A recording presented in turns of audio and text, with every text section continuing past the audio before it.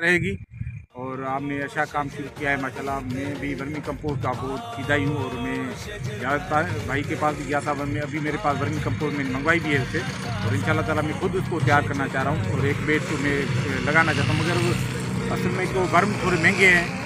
मैं कह रहा हूँ कि थोड़ा मुझे वर्म सस्ते मिल जाएँ तो इंशाल्लाह ताला मैं कोशिश करूँगा कि उसको ट्राई करूँ यहाँ पर और लोगों को दिखाऊँ ये हमने चीज़ बनाई है। इंशाल्लाह ताला मैं यहाँ पर लगाऊंगा तो जो हमारे गिरोह हैं यहाँ पर, मैं उनको बुलाऊंगा, यहाँ पर दावत दूंगा और कुछ जो है ना वो हमारे स्टूडेंट हैं उनको भी मैं बुलाऊंगा कि ये किस तरह से हम वर्मी कंपोस्ट तैयार कर सकते हैं और अपनी खाद खुद तैयार कर सकते हैं। क्या है कि vermi compost one of the best organic खाद है, वो तो माना इससे कोई शक नहीं है, पूरी दुनिया में यूज़ हो रही है। तो आपको मैं सलाम पेश करता हूँ, आप इस तरफ काम कर रहे हैं और पूरे मुल्क को जो है ना वो ज़मीनों को माना जो है ना वो नई ज़िंदगी बख्शे रहे हैं सर।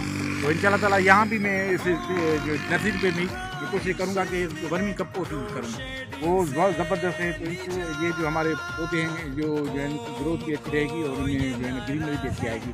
तो इंशाल्लाह ताला कोशिश करेंगे, इनका भी आपसे रब्ता होगा और वर्मी कंपोस्ट के हवाले से, वर्म के हवाले से और रेड विगलर के हवाले से मैं आपसे रब्ता करूँगा इंशाल्लाह ताला।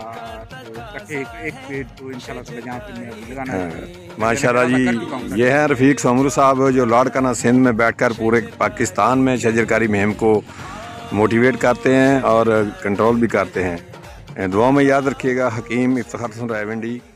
अस्सलाम वालेकुम।